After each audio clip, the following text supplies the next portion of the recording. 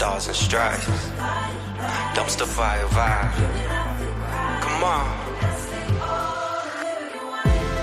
All American why? All American why? All American why? Ask yourself the American why. Hello, excessive thinkers. Welcome to another episode of All American Why. The question we're asking today is, why does comedy matter when everything feels broken? And I mean broken.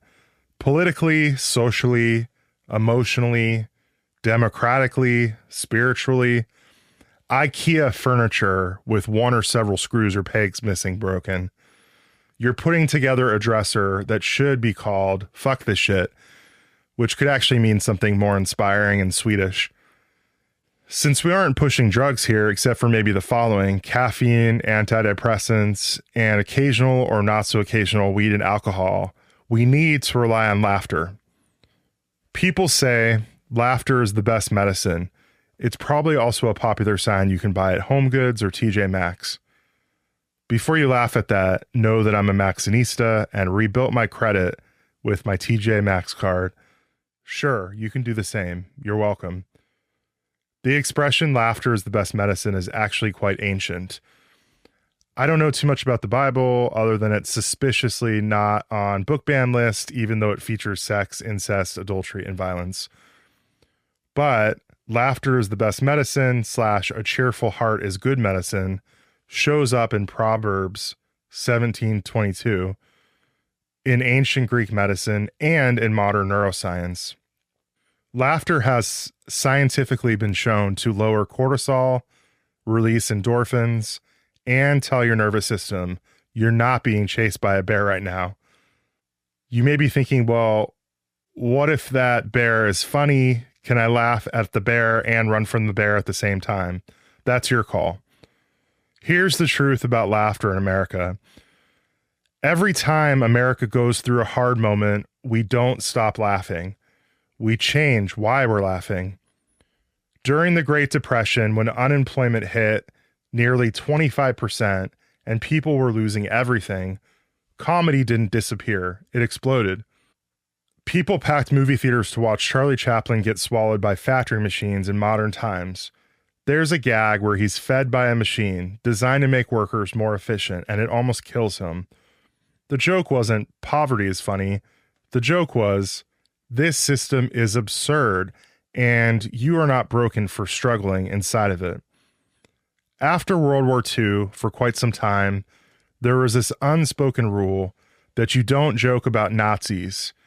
Then, in 1967, outrageous but brilliant Mel Brooks came along and said, actually, I do want to joke about Nazis, and you should do the same. In The Producers, fascism isn't terrifying, it's presented as theatrical, insecure, obsessed with costumes, desperate for applause. Nazis became bad theater. Well, good theater in that the movie and the stage production did incredibly well. Brooks later said, if you can make Hitler ridiculous, you take away his power. That wasn't denial, that was survival. Long before podcast and TikTok, Mark Twain was not just an author. He was a professional humorist touring the country, selling out lecture halls, doing what was basically 19th century stand-up. His entire move was taking political and moral logic, repeating it calmly and politely, and letting the audience slowly realize that it was okay to laugh. Here's one of my favorite one-liners that he said. Suppose you were an idiot, and suppose you were a member of Congress, but I repeat myself.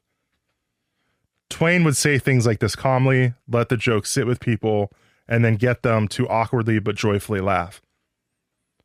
Another example is Dick Gregory, who we should talk about more. During the Civil Rights era, Gregory, one of the first black comedians to regularly perform for white audiences, would joke directly to white people about how they, white people, were terrified of sharing a lunch counter with him, but perfectly fine asking him to fight their wars, take out their trash, or entertain them. This doesn't sound like a joke because it was so real and so righteous to call out the racism that he actually lived, but for some reason the white folks loved it and hollered. Around the same time, comedian Lenny Bruce was getting arrested for obscenity, not because his jokes were wild, but because they were honest. Religions, politics, sex, Lenny just said the quiet parts out loud. Every generation that says comedy has gone too far is replaying that exact argument. Lenny used to tell people both in person and on stage, "I'm not a comedian, I'm a social critic." And then there's Bob Hope, who played a very different but equally important role. Bob Hope wasn't there to tear down the system. He was there to get people through it. During World War II, Korea, Vietnam, and well into the Cold War, Hope performed thousands of shows for U.S. troops overseas. Not once or twice, but for decades. His comedy wasn't radical, it was reassuring. Jokes about home, about politics, just sharp enough to feel current about the shared experience. The message was simple. You're still connected to home, you're still human, and someone sees you. That kind of comedy matters too, because not every moment needs outrage. Some of these moments need steadiness. During Vietnam and Watergate, Americans realized the government lies a lot. Does that sound familiar to you? I'm looking at you, Don the Con, Christy Nome, and numerous others. Enter George Carlin, who didn't just tell jokes, he translated propaganda. George said things like, political language is designed to make lies sound truthful and murder respectable. He also said, they don't want an informed electorate. And he said, we don't kill people anymore, we neutralize them. This is another great one he said. Smug, greedy, well-fed white people have invented a language to conceal their sins. The laugh came from clarity, and clarity was relief. Saying the things out loud that the people listening were actually thinking, but too afraid to say themselves, has always been such a vital part of using humor to get through hard times. We can also talk about comedians who used comedy to deal with their own pain and how they themselves on stage served as representation for the public. Richard Pryor is a great example. He changed comedy by refusing to distance himself from pain. Racism, addiction, trauma. He didn't say, look at those people. He said, look at me. This is hurt. People laughed because they weren't alone anymore. Eddie Murphy followed with swagger and confidence during the Reagan era, mocking authority and respectability politics like someone who absolutely didn't ask for permission. Sometimes confidence itself is the joke and the medicine. Women were doing this too, loudly. Lucille Ball was breaking gender norms during the Cold War by being chaotic in a culture obsessed with control. America wanted calm, proper, perfect homemakers. Lucy showed up and said, okay, but what if this is impossible? We watched Lucy in the chocolate factory where she's supposed to neatly wrap candy on an assembly line and instead start shoving chocolates in her mouth because the pace is just inhuman. The joke is not that Lucy is bad at the job. The joke is that the job is ridiculous. Or Vitametavegamin, where she's told this health tonic is good for her, ignores the fact that it's basically alcohol, and keeps drinking it until she's clearly drunk while insisting she feels fine. That's a wellness scam joke before wellness scams were cool. There's also the bread that keeps rising, the wine stomping disaster. Lucy wasn't failing, the system was. And in a world demanding perfection, watching her fall apart on camera felt incredible and relatable. Joan Rivers joked about aging, death, and grief while living through them, proving you don't have to heal before you laugh. Sometimes laughing itself is the healing. Robin Williams became America's comfort comic. With his speed, voices, and absurdity, he used laughter as oxygen when slowing down hurt too much. His stand-up was great, but his acting was monumental. To this day, Mrs. Doubtfire and The Birdcage are two of my favorite films. On a side note, his death also reminds us that we are all layered human beings with complex emotions and often hidden struggles. This wouldn't be a proper episode without talking about what happened after September 11th.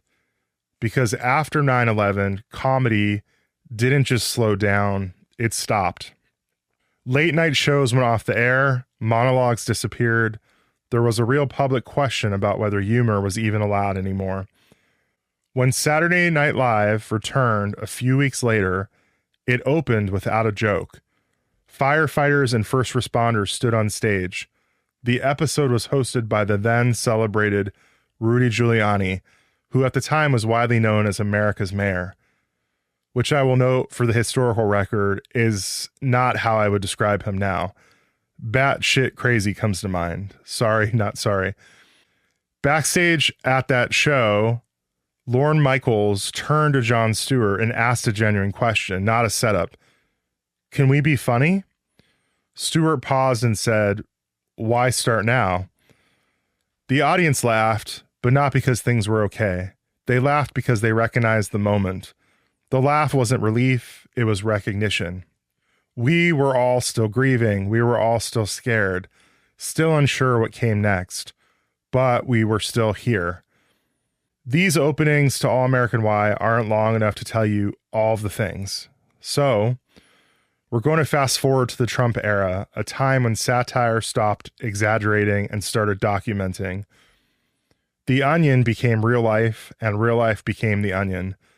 The Daily Show, Full Frontal with Samantha Bee, the last few years of the Colbert Report, Last Week Tonight with John Oliver, all of these explained policy better than cable news, with charts, swearing, and visible despair. The newer show, Have I Got News for You, does a similar thing, but the interesting thing is that it's actually a news channel putting it on. CNN, with the show Have I Got News for You, is basically telling us it knows that life is absurd, and why not get you what you need? News with laughter delivered by comedians and their fun guests. Here's the thing that people don't say enough. Some of the funniest people are dark. Some of the funniest people are deeply intellectual. Some of the funniest people are funny because they think too much, feel too much, and notice everything. Comedy isn't shallow. And comedy isn't just something famous people do on stages or on TV. It's the group text that saves your day. It's the meme that hits you exactly where you need it. It's the friend who cracks a joke at the worst possible moment and somehow makes it okay to breathe again. It's also the terrible dad joke. Yes, those count. In fact, sometimes they count the most. Like this one. Why don't scientists trust atoms? Because they make up everything. Is that a good joke? No. Does it lower the emotional temperature of the room by about 15%? Absolutely. Or the other classic, I'm reading a book about anti-gravity. I just can't put it down.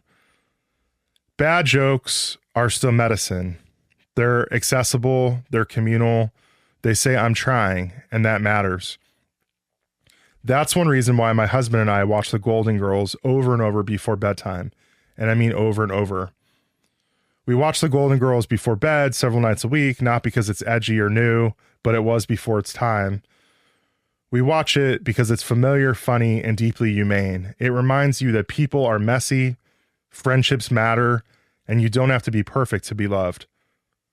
Broad City, another one of our favorites, tells a different truth. Everything might be on fire, but friendship helps a lot. And then there's Parks and Recreation, which we come back to when we still need a reminder that caring isn't naive, public service isn't stupid, and trying still counts. I still think about DJ Roomba and have considered buying a Roomba, not for the vacuuming features, but so that I can have music traveling through the house. I don't think our dogs would approve of that, though. Comedy helps us regulate. It helps us connect. It helps us stay open.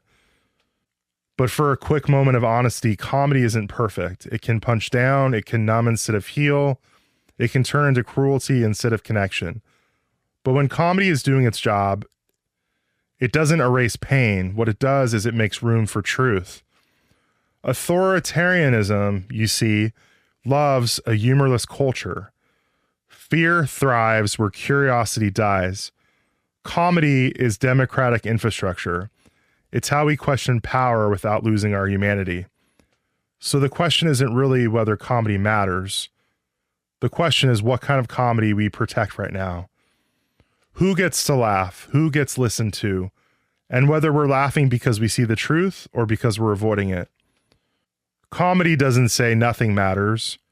Comedy says things matter so much that pretending they're normal would be dishonest.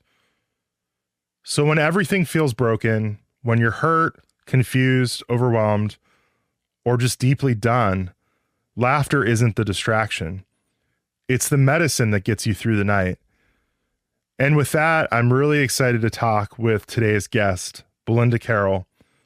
She's a queer comedian, activist, and longtime observer of power, culture, and community. And I can't think of a better person to interview for this episode.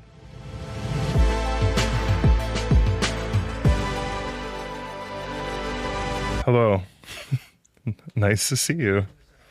Good to see you too. Thanks for being on this podcast. You're welcome. I was going to ask you, who are you? Oh, I thought you were going to see, this is the thing about Michael's booking is that he just picks up people from on the street and then just asks them to. I am Belinda Carroll. I am many things. I am a stand-up comedian, vocalist, writer, actress, and longtime show and festival producer, as well as probably some other stuff. Oh, and gay. I guess that's probably gay. Yeah. Activist. There's another one. Oh, yeah. That's something I'm actually, yeah. And also activist. You give a damn, right? You give a damn. Well, I mean, I've just done, well, I was co-organizer for Dyke March Portland for 12 years. And I also have been involved in various and sundry political campaigns. And I've spent the last year being a fundraising director on behalf of Human Rights Campaign. Awesome. Do you want to tell them about the story, how I was trying to text you and I was texting Belinda that was actually not Belinda? Oh, yeah. So okay, let's go backwards. Okay, so Michael, for those that don't know, Michael and I have known each other for right before the pandemic, and we've known each other for a really long time. And what was I going to say? And then he was my lawyer for a while, and now he's not my lawyer anymore. And so he had my old phone number, but he didn't have my new phone number. Okay, so now that we've got that caught up. So he texts my old phone number, my old Portland, Oregon phone number. And he gets a message back that says, hey, this isn't Belinda. And on top of that, I get calls and texts for Belinda constantly.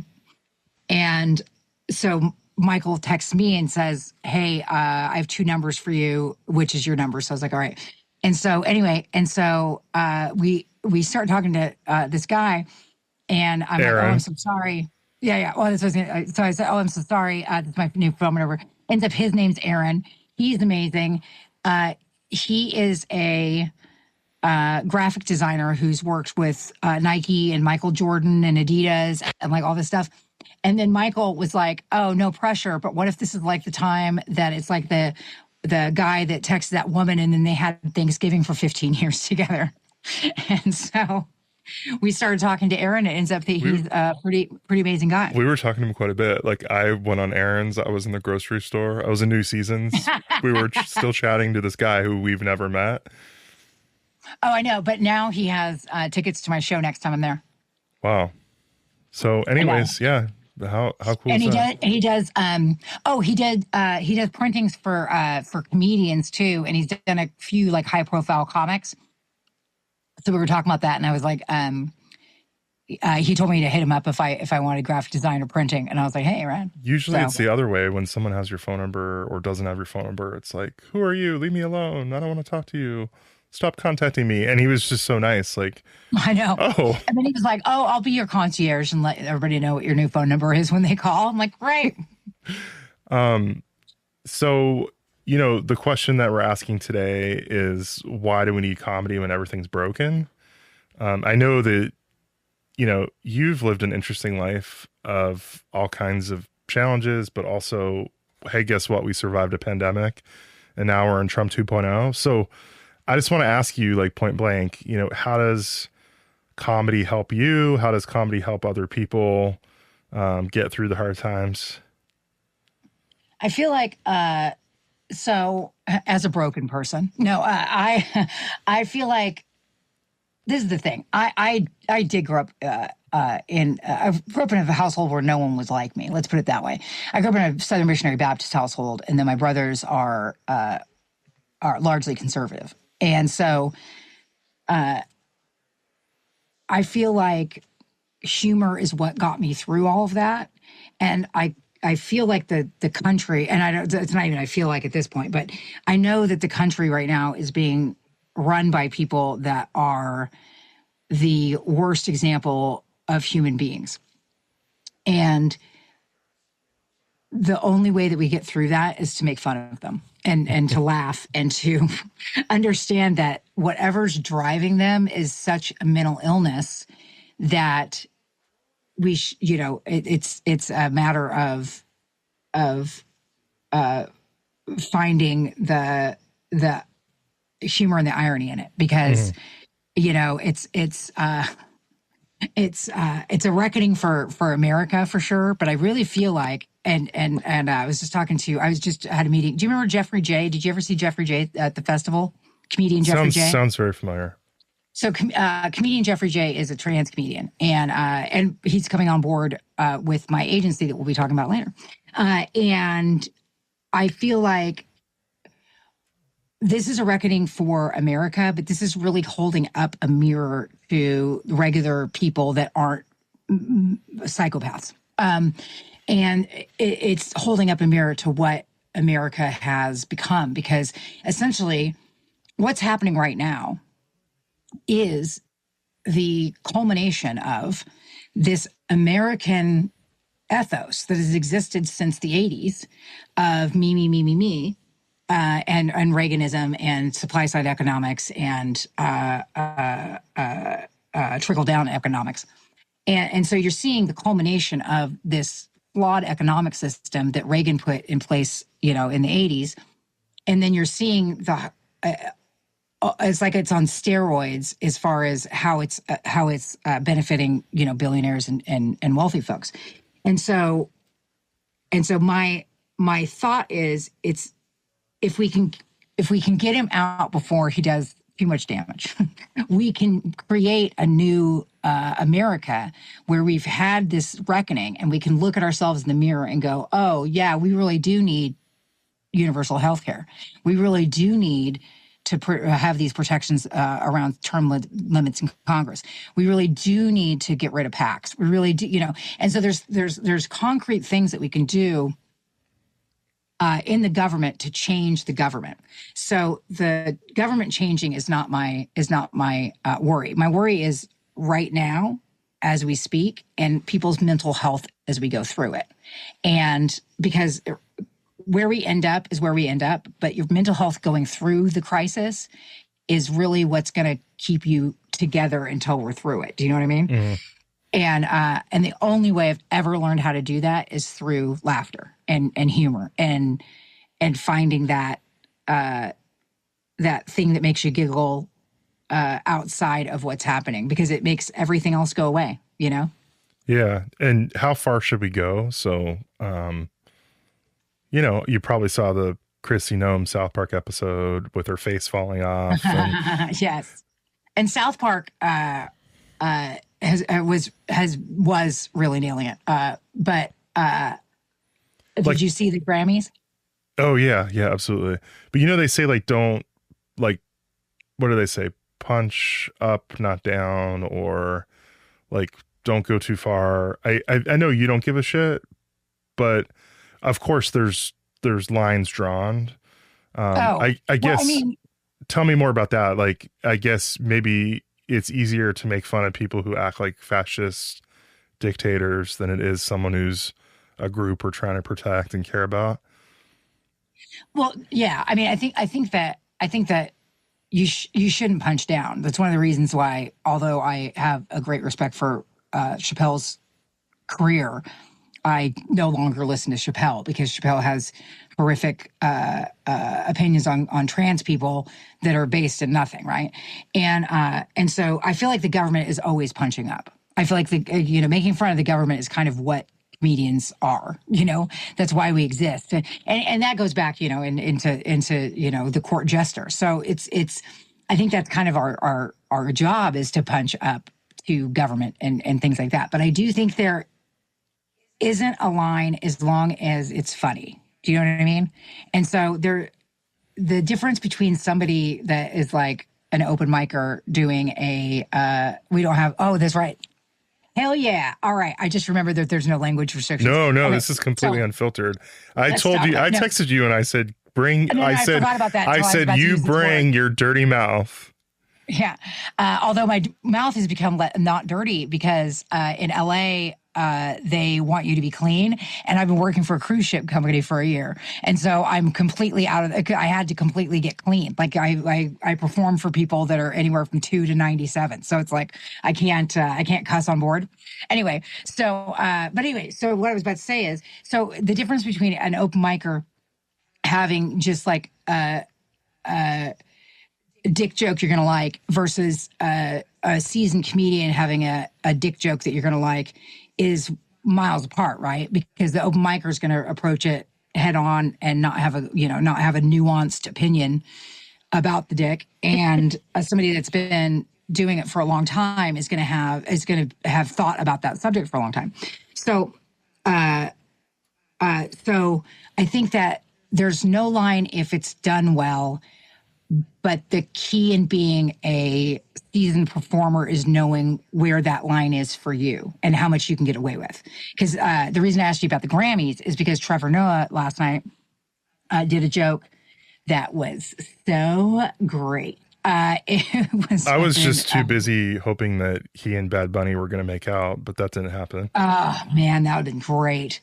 No, I loved they had an exchange too that I'll talk about in a second, but let me talk about this first.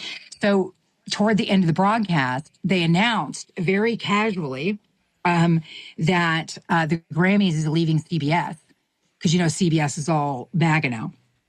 And they'd said, like, we've been with CBS since 1973 and we're leaving CBS and we're going somewhere else. And then later he was like, oh, hey, you guys, I figured out why Trump is so into getting Greenland.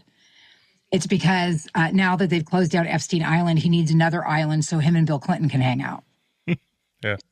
And it was great. It was a great joke. And anyway, and so now he's being sued for it because Trump administration is suing. Oh, really? I didn't read that today, but I'm sure. Oh, yeah. I'm sure because it's all about retribution, revenge. Who can I sue? Well, yeah. Yeah. Oh, so then he looked at the camera and he said, yeah, so this is our last year. So what are you going to do about it?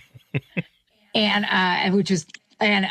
then, the thing is that within that, so that was a really great joke. And so now he's getting sued. And so nothing's going to come of it, of course. But the thing is that that's the method of this administration is like, whatever you don't like, sue them. And then they'll stop saying it. And so that's what they're playing on. It's just an instill. Well, to instill people. And sometimes they do payouts, like ABC, I believe, did a payout. Like it's sort of, Trump knows that sometimes people cave and end up paying him. Oh, he knows they do all the time. Yeah, I mean the ABC payout, I think it was like $16 million, and it was just a payout to get him to get off the network, And but that's the thing is that, and now CBS is now all whatever. So I'm going to give you an opportunity if you'll take it, which is to think of the people in the Trump administration. Like, what do you think of Stephen Miller? What do you think of? I think Stephen Miller is a goblin.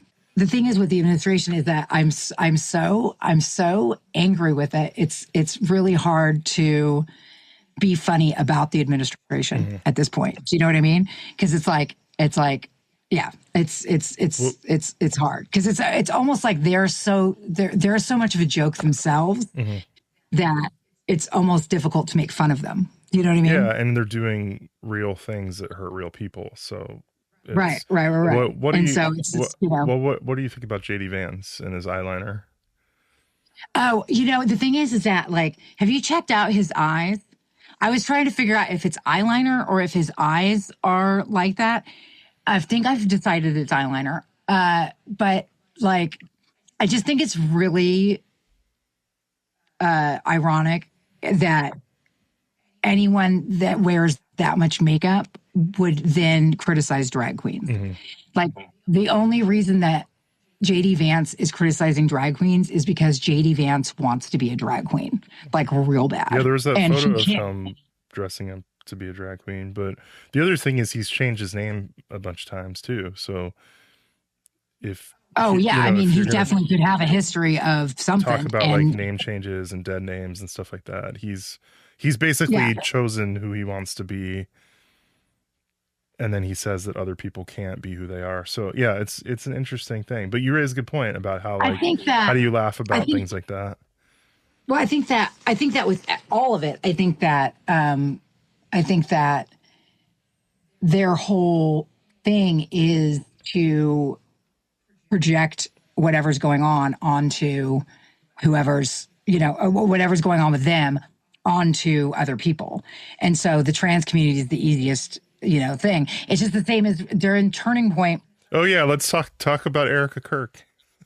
Yeah. So she's I think a legitimate psychopath. But she the Turning Point whole funeral thing, Mm-hmm. the show or whatever they had, which was insane. It reminded me of, like, if a beauty pageant was planned on just a lot of cocaine. Do you know what I mean? And this is the thing, is that did you hear that Erica Kirk is pregnant? No, I heard that Yeah. Usha was pregnant, JD Vance's No. wife. I didn't know Erica Kirk was. Yes, I just found out like a couple of days ago. This has been confirmed? I'm on my phone. I check it. I'm on my phone right now, so I can't check it. But the Turning Point thing. So the Turning Point thing, Grinder went down. Yeah. Well, Because, that happens at Republican conventions too, right? oh Like, yeah, but the Turning Point thing, Grinder went down, and then they reported on it live, and so but that was the whole thing, that it was supposed to be for Charlie Kirk, and then Grinder went down, and I'm just like, they're all like that. They're Yeah. all experiencing this other life that they don't want anybody to know about, and so they present this Christian front, and then the poor people that are actually trying to be Christian or trying to, you know, have a spiritual life are all lumped in with these folks, you know? Yeah, the other thing about Erica, I mean, I feel sad for her that she lost her husband. You know, there is that. But two things can be true, right? You know, she's making money on like all kinds of merch and products and things like that. And then there's also that whole like trad wife thing. Like, she's telling women, stay in the home, don't work. But then she herself is out like grifting people. So I like, that's the other thing about some high level Republican women right now. It's like, you're doing work every day and you have some sort of business, but then you're telling women, like, your job is to be a wife and stay in the house and make sandwiches. Oh no, but that's the thing, is that their whole thing is a grift. Their whole thing is to create a ideal life that's over here that people are trying to strive to, and then taking away all their ability to do it. So then you have to depend on them to try to find out how to get the life, and then you never get the life they do, you know? Yeah. And so you spend all your money. It's the same exact, and I'm telling you, because I was raised Southern Missionary Baptist, I absolutely know this. My mother was very into evangelical Christians. And so all the church preachers, Jimmy Swaggart, Tammy Faye Baker, like all that. And when that whole situation went down, all of these guys went over to Republicanism. And previously it was evangelicals. And so they would preach and they'd be like, oh, you know, if you're Mrs. Dolores, and you are in Tennessee, and you have $5 to send over to me, Pat Robertson, and I'm gonna save your soul, and you're gonna go to heaven. And like they would tell these people this on TV, and then and then Dolores would send her $5, and then Dolores is eating cat food at the end of the month, and Pat Robertson's in a gold plane, and so it was sounds the same very exact, Joel Osteen, like it's the same prosperity thing. gospel. Yeah. And then Swaggart was caught with a person. I think it was like Jessica Hahn. No, that was Baker. But anyway, so they're both caught with whatever, and so they all got caught doing their thing. The same thing that's happening right now in the country. Only this is way worse. That was just like a little like one-off thing, and then they got caught doing it. Well, and Anyway, they're always talking about like, don't be gay, and this is what masculinity is, and be a man, and men do this, and men sit like that. Like, there's like the Fox News guys, like Jesse Waters is a great example, who seems extremely gay, but he always will talk about like, this is what men do or men don't do. If you're a straight man, do this. So that's the other thing that's interesting about this is like these men not only being hateful against queer folks, but also telling people that if you do that thing, you'll be queer and people won't like you, or you won't be considered a man. Well, like the whole like alpha male. I was just thinking about this the other day. I was thinking about how like and I say they, but like I mean the powers that be, the general zeitgeist, it sets it up where they position shame, right? So if there's no reason for you to do something, or for you to, you need to have, for women, you need to have kids and get a husband and live this exact kind of life, or otherwise you are a lesser woman, right? And so if you buy into that like Christian lifestyle, right? And they talk about our lifestyle. They actually do have a lifestyle. But so if you buy into that, and that's where your support is, and that's where your family is, and that's where your friends are, right? And you don't live up to that, then there's this sense of shame. And so they control you with that shame. They go, oh, look, you're not doing this and doing that. And that's how they extract money out of you. Like there's the whole thing JD Vance said about like cat ladies and stuff like that. But like, we love cat ladies. No, and the world needs cat ladies. Like, I'm sorry, but like, we take care of your children that you don't want to take care of. Like, like we're the fun aunts of the group. We're taking your kids on the weekend and not charging you babysitting money. Like, I don't understand why people are against spinster ladies, and also I will have you know too, that spinster, I don't know if you know this. Do you know this? The word spinster is derived from women in the Middle Ages who could support themselves making fabric. And so they didn't need a man. And so they were called spinsters.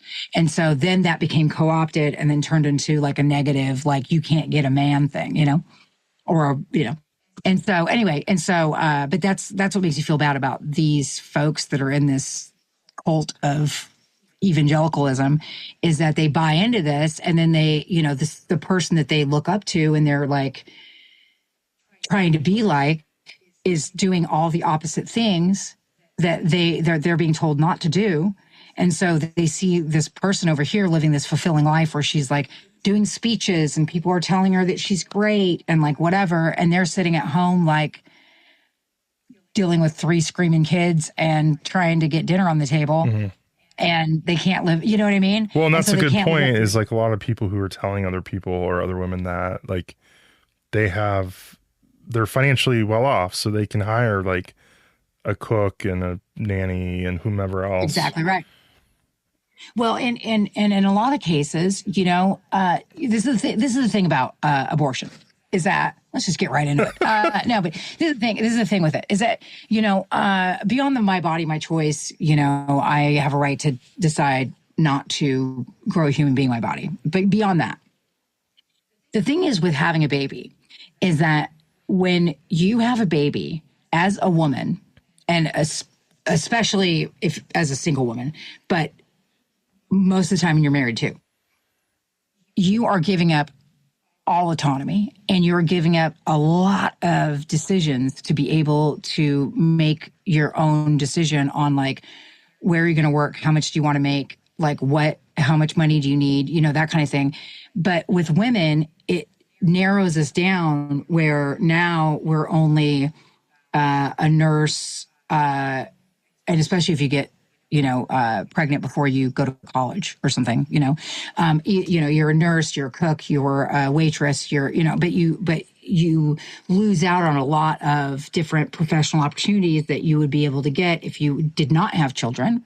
Because like for me, right? Like I am, for what I do, a pretty successful person, but I wouldn't have been able to do that if I was trying to manage going to comedy clubs at night and taking care of kids. Do you see what I'm saying? Yeah. Yeah. And so, but with women, it like really narrows it down. And so that's the thing with abortion being limited is it's a Republican construct to control women so they can stay in these boxes, so they can so they need a man, so they have to be supported by a man, so then they have to support a man. Well, you know what I mean? Well, and the other things to add to that are that, and I don't hate men, by the way. Okay, sorry. No, I don't hate men, but like people hear me talk and they go, "Oh, no, you men. love men, just not sexually." No, I just don't want to take care of them. I don't want to be in charge of one. I don't want to like emotionally take care of one.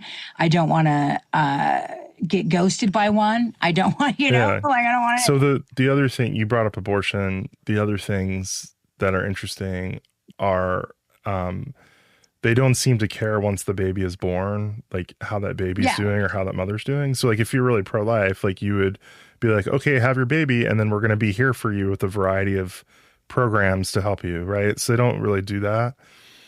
Yeah. Well, no, that's the thing is that I mean, they have no social, they don't want any kind of social safety net. And I don't know where that cognitive dissonance comes from. Yeah, it where they go, seem very Christian-like. Babies are great, but we're not going to help you take care of the baby, even though we're forcing you to have the baby, even though you're 16, and you're not going to be, there, and we're not going to give you any maternity leave or any ability to take care of your baby after you have it, but you still have to have the baby. Well, and the other thing is that a lot of the people who are pro-life, like a lot of the men who are pro-life in the Republican Party, they encourage their mistress or their daughter or whomever to get an abortion so that people don't know.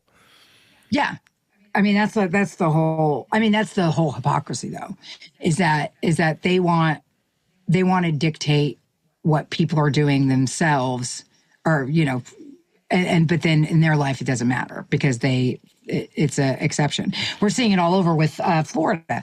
There's there's been a bunch of people in Florida that voted for Trump, and now there was a woman that needed a medical exemption, and she didn't get the medical exemption. She's like, but I'm going to die, so why? Like you have to give me this medical exemption, and so she had to drive out of state to get that taken care of. And she was like, I always thought that it was a decision people were making, and that they were being mean to babies. And now I can see that I needed it for a medical reason, and I wasn't able to get it because of these laws. And so the thing is, when you try to legislate healthcare,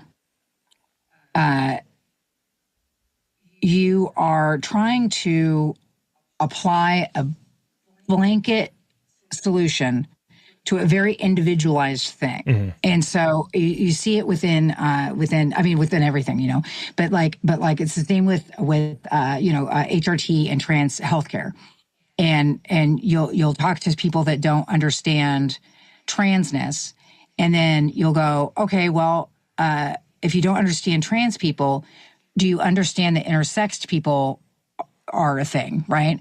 And they'll go, oh yeah, well, yeah. I'm like, okay, well, think of being trans on a spectrum. Some people are very obviously intersexed, and some people are very, very not obviously intersexed, and the intersexed only exists inside their body and maybe doesn't show on the outside, but it still exists in the same way that somebody that was born with two types of genitals, and then they choose, So a long time ago, I don't know if you knew about this, a long time ago, back before, transitioning was a thing, and we didn't know the impact of this. People would be born intersex, and then the doctor would just choose whichever was easiest to change into, right? And then the baby would grow up, and then they get hormones. And then, of course, they've just discovered over years that these babies were growing up and then having huge mental crises because they're like, why do I feel like I'm a man even though I'm presenting as a woman? Like why? And it was because they were surgically altered without their consent. And so that's been going on forever. And so now with transitioning, it's taking away that hormone replacement therapy from people, but then you're also taking it away from people who have a demonstrated physical medical need, or you know see what I'm saying? Or in South Carolina, they completely removed HRT and then found out, wait, women over 45 need HRT, and cis women, we take it, and so they accidentally banned HRT entirely, and then a bunch of menopausal women were like, "Wait a minute, do you see what I'm saying?" I mean, you could also say that like breast implants are gender affirming care, and everything's gender affirming care. Jesus Christ, like fucking my lip. Oh, there it is. My lipstick. Is me being gender affirming. I want to feel pretty. It's just like it's so stupid because you can't take enough away to make people not exist. Yeah. You can't just take things away. And same with abortion. Like you can't just blanket ban abortion and then expect people to not freak out. I don't know where I'm going. I'm just mad about I'm so mad about so many things right now. For years, like I only had the one thing. I was like, okay, I'm mad about gay rights. And then I was good, and now there's so many things to be mad at. I don't even know what I'm talking about half the time. I'm just like, but yeah, and I don't even feel like I even have like room to talk about abortion because as a lesbian, I've never faced it, and I've never even, and so it's like, but yeah, with all of it, it's, I think what you're alluding to is like, even if you're pro-life, like why aren't you pro-choice for other people? Like the idea that like we're in America, we have a social contract, and it's like, I'm going to let you be you, like, and this could be anybody, right? I'm going to let, Mormon guy have 5 wives. I'm going to let 80-year-old go to Las Vegas and marry a stripper. Like we don't sit here telling people like, hey, you already have 4 kids. Why are you now going to have 8? I don't, listen, I'm not stopping the orgy at the assisted living facility. And I think that if that's going on, which it is, I watched just 60 Minutes about it, then you need to allow me to do my thing. No, but that's the thing, is that it's all hypocrisy because it's all happening anyway. And that's the same as, back in the 50s, my mom used to talk about, back in the 50s, women would have full on, like, trigger warning for everybody, like raging STIs and not go to the doctor because they didn't want to admit they'd had sex. Like, and so she had a sister that got really ill that way because she didn't want to go to the doctor because she didn't, and so that's the type of thing that they're asking right? for things that don't actually mirror what America is or what America needs or who. It's not American, it's human nature. Yeah. Like it's all of these men that are accused of some of the most heinous crimes that have ever been committed, and they are then applying a unreasonable and outdated morality to the rest of us in order to regain this control of this patriarchal BS, white supremacist lens. And that's the lens they want to live in. So they're forcing it on us. But the thing is that and let's bring it back to humor. Is that's why comedy is important, is because that's the way that we as little people can talk to them and speak truth to power and talk to the people that are being misled by this, massively conservative owned media. And so we can get a different message out there besides what's being asserted. Who are some of the people who you find the most funniest, or who either growing up or now did you go, wow, I love what they're doing, I can't stop laughing? I mean, you seem like someone who would like Joan Rivers. Was that the case or no? Okay, so I have a complicated relationship in my head with Joan Rivers. I never met her or anything. Yes, I do like this style. I kind of like Joan Rivers' style. I see where you get that because I've been called bawdy in every newspaper article that's ever existed for me. But the thing I didn't like about Joan Rivers is that she was very looksist. And she was acting out her own insecurities. She had a lot of insecurities about her own looks, but she was really body shaming, and I did not enjoy that. I thought she was really funny. I'm not saying that, but I did think that.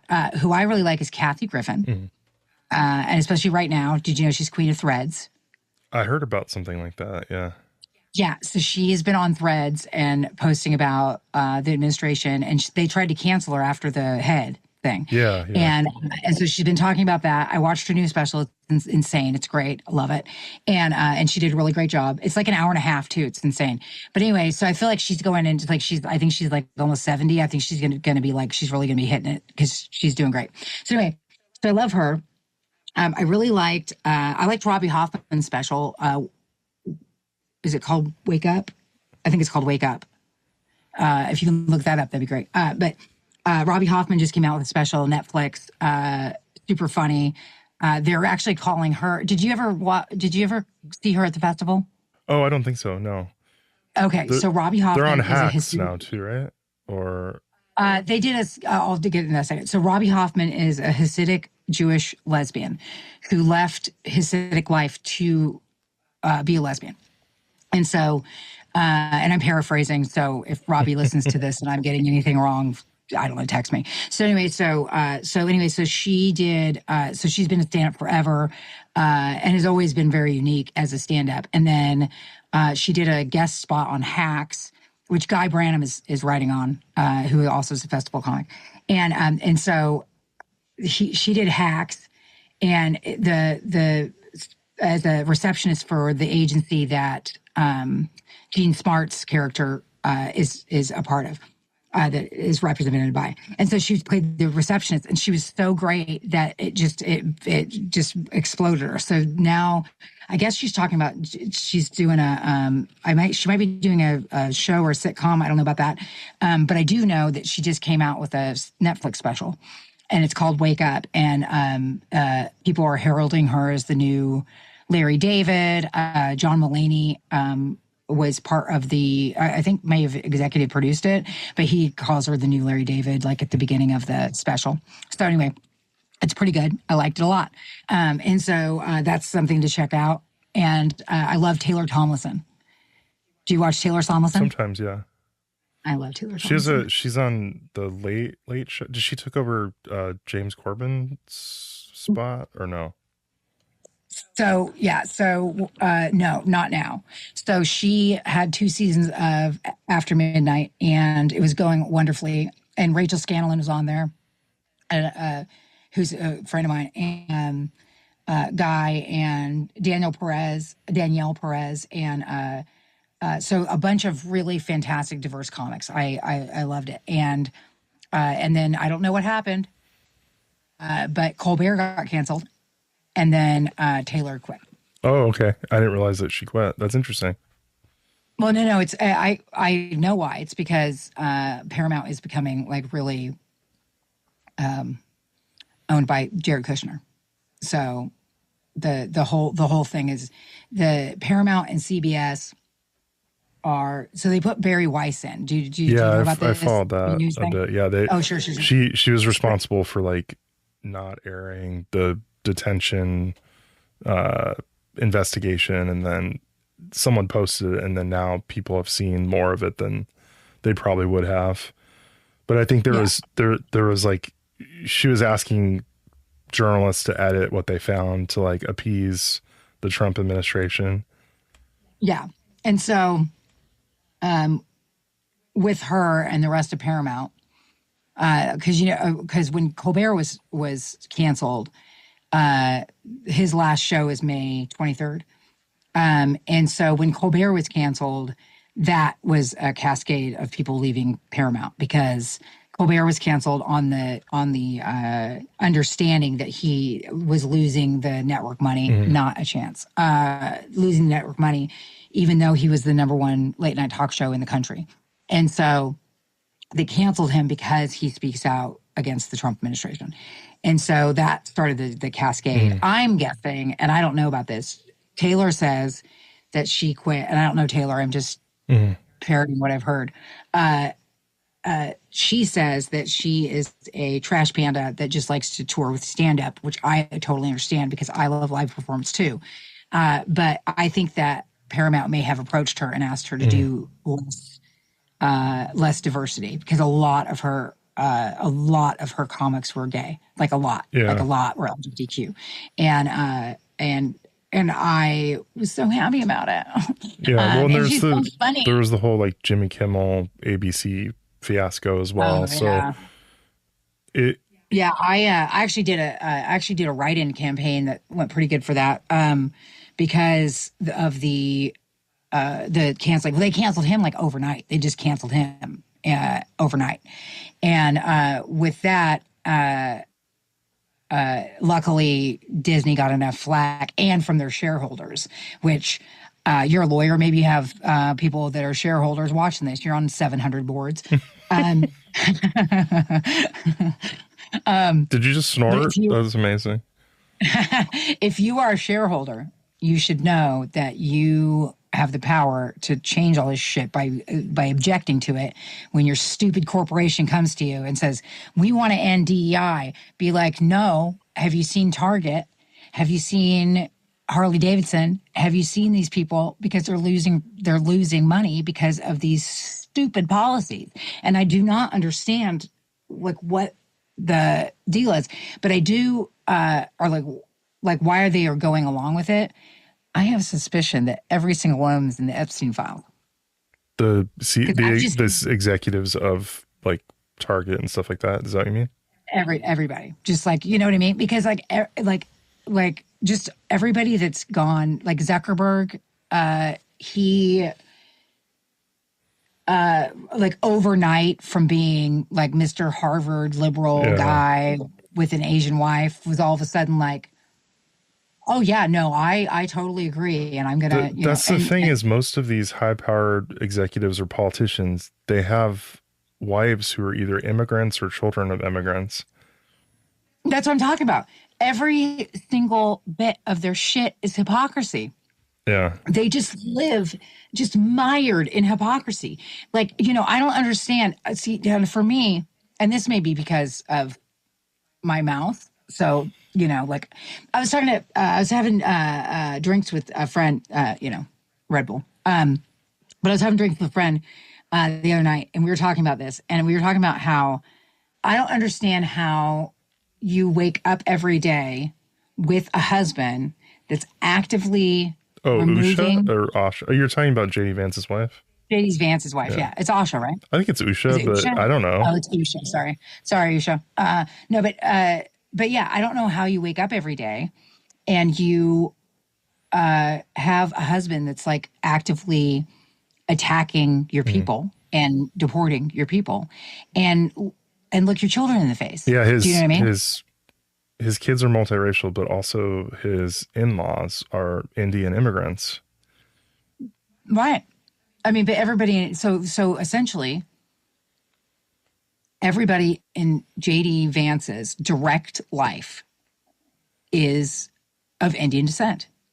And so, like, that would be like if I married a Black person and my parents are both dead now. And so I married a Black person, their parents still alive. And then I became family with all of them. And then I ran for government for some reason. And then I enacted laws to oppress them. And then started deporting them out of the country. Yeah. So I want to know. It's the same kind of thing. It's like what is the deal with but I don't understand how the wives are dealing with it. Like, I don't understand how, and I feel bad for them. Don't get me wrong. Yeah. I have empathy because you didn't marry that person. You married a guy that dressed in drag once and took soup to Well, his that's the thing with friends. JD Vance. I mean, he became what Peter Thiel, very conservative gay Republican. Similarly, Tim Cook, gay and bowing down to Donald Trump. So JD Vance, just like he's doing for Trump, kind of kissing the ring, he did that for Peter Thiel. Peter Thiel was like, I'm going to introduce you to people who have investment money or can pay your way to anything you want. So I wanted to talk to you about, is it called Gabers or Gaberhood? What's it called? It's called the Gavers Agency. Yeah. So tell us all about that. And so essentially the Gavers Agency is Todd Murray, who had the biggest LGBTQ booking agency in the country pre-pandemic, and Logan Lynn, who is a musician who has like 20 albums, and he's on Kill Rock Stars, and he works with Portugal the Man. He's on the management team for them, and so I'm coming on board.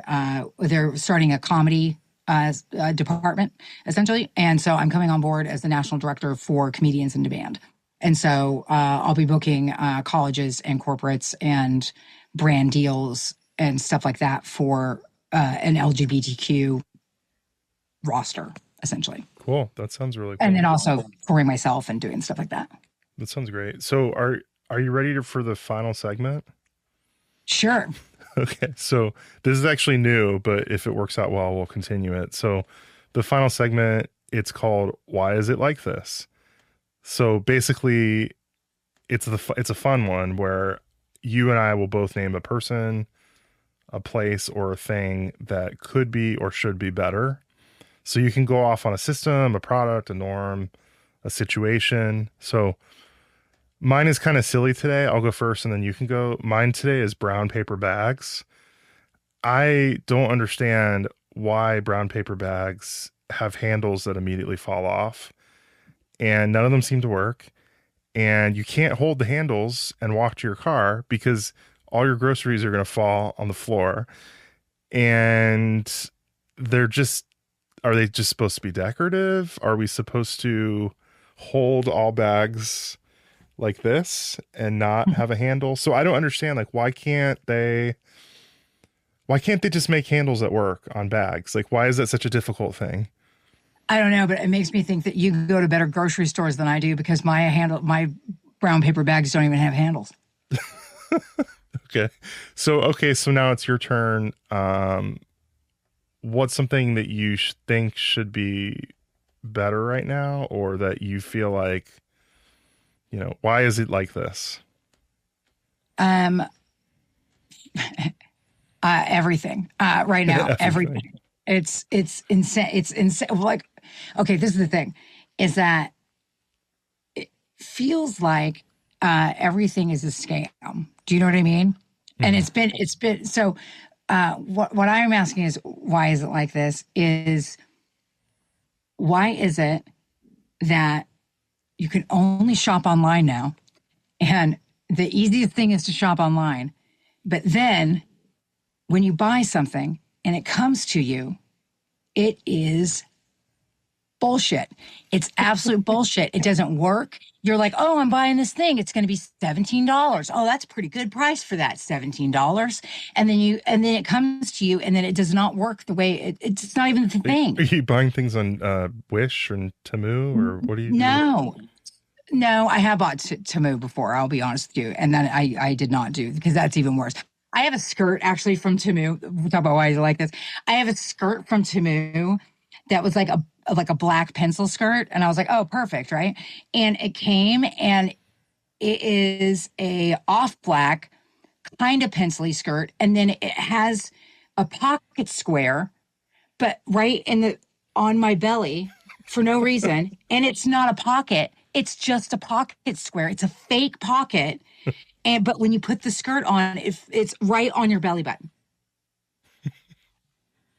Why is that like that? Why is everything soft now? Why is Do you remember when what? you used to get? Do you remember when you used to get like a shirt or pair of pants or something, and then it would last you for approximately 27 years.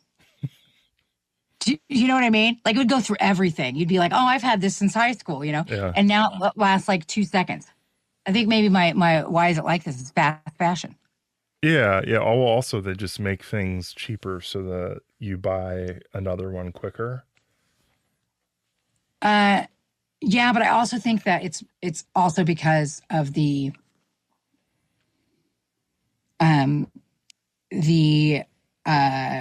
yeah, it's basically that. It's like planned obsolescence, but the planned obsolescence is like you wear it 3 times and it breaks, or you use it 3 times and it breaks. And so you just end up with like a bunch of crap around you. So your why is it like this is why do we buy online stuff that ends up all being shit? Yes, and the reason I bring it up is because I have been doing TikTok Shop. And so I went into TikTok Shop being very excited about it and being like, okay, like I need stuff. I'll buy stuff through TikTok Shop and then I'll do a little review and then maybe I'll earn the money back that I bought it with. I'm not, and I didn't buy the whole like, oh, $10,000 a week or whatever. People are always on TikTok talking about that. But and I started to do it and then like literally everything. And I'm only talking about this because I'm pretty sure I'm going to get off TikTok because of the whole ownership thing.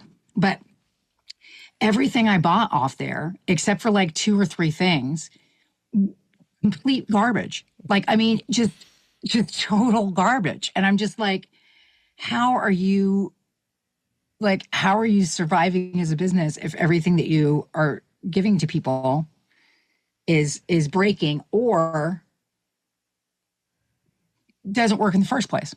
Like I got this like jelly. This is the most girly thing on the planet. But so if you are a Gen X woman and you were 12 around, let's say 1992, then we were obsessed with like glowy glitter, unicorny things, the My Little Ponies and such. And they had like it was like a jellyfish lamp, and it was supposed to be like a projection jellyfish lamp. Barely even glows. There's no projection. There's no projection at all. And so, what am I going to do? Anyway. What'd you do with it? Throw it away? No, I just look at it and then I'm mad. That's it. And this is the thing too. Oh, and this is the other thing too, is that I have ADD, which is a lot of the country. Or do you have ADD? I believe so. I mean, if you look at my life, and my therapist is like, I can diagnose you if I want, and I'm like, I don't know, like if you want to, sure. But yeah, I clearly do. I mean, when I drink coffee, I become focused and calm, and I'm in like 25 directions at once. So yeah, I do. I've just figured out over the years how to systematize it or deal with it. Yeah. So me too. And I now have the pieces in place for all of it.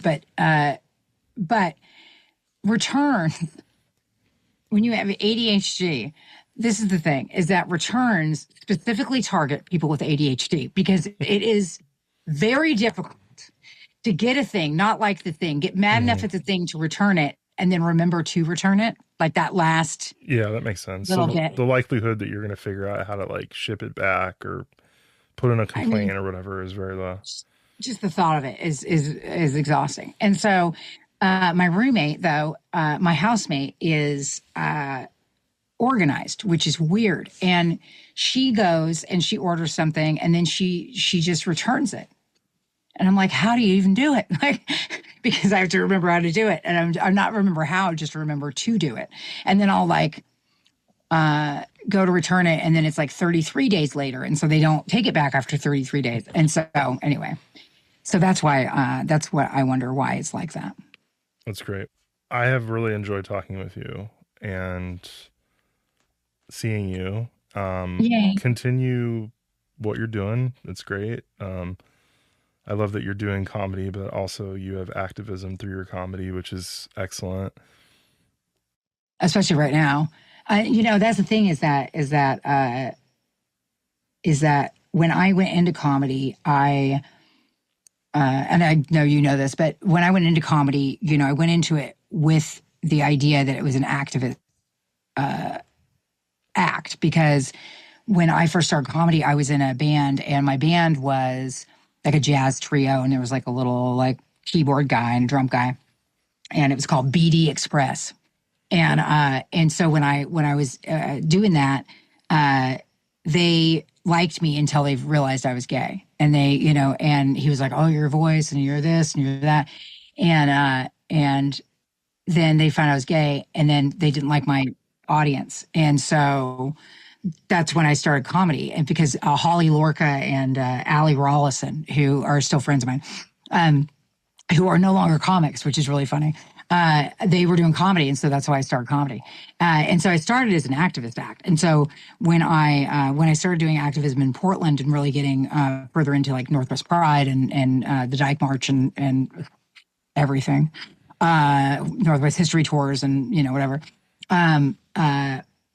it was all an extension out of that. I feel like, and I still feel like this, I guess, but I feel like stand-up is the core, and then everything kind of branches out from that. But stand-up is like the core. But I will say, if you are listening to this and you are a artist, and especially comedy and music, right now is the most important time for you to exist, because no matter what happens in this, whatever happens, we will absolutely need to have some relief from it. And the healthiest way for you to do that is expression of your feelings through music and through comedy and through art or poetry or, whatever you want to do, because that's the way that we both live through this, but it's also how we document it and how we teach other people, because when this is over, we're going to want other people to remember that it happened so it doesn't happen again. So, you know what I mean? So like the onus of the artist right now is not only to emotionally uplift people, but also to be an activist through your art and document all this. Well, we've reached the end of this episode of All American Why. If you made it this far, congratulations. You're officially an excessive thinker too. If something today made you laugh, cringe, or reconsider everything you thought you understood about this country, good. That's the point. Subscribe, rate, review, and share All American Why wherever you get your podcasts, including on YouTube. Or don't. It's still a free country for now. You can find me, Michael Jonas, on social media or at allamericanwhy.com, where we're building community for people who still give a damn. All American Why is filmed and recorded at X-Ray FM Studios in North Portland, Oregon. Original music by Renezra and Views. Audio editing by Kyle Gilmore of Residual Audio. Until next time, keep your curiosity loud, your optimism spiteful, and your democracy under constant surveillance. This is All American Why. Thank you for listening. All American why? All American why? All American why? Ask yourself the American why.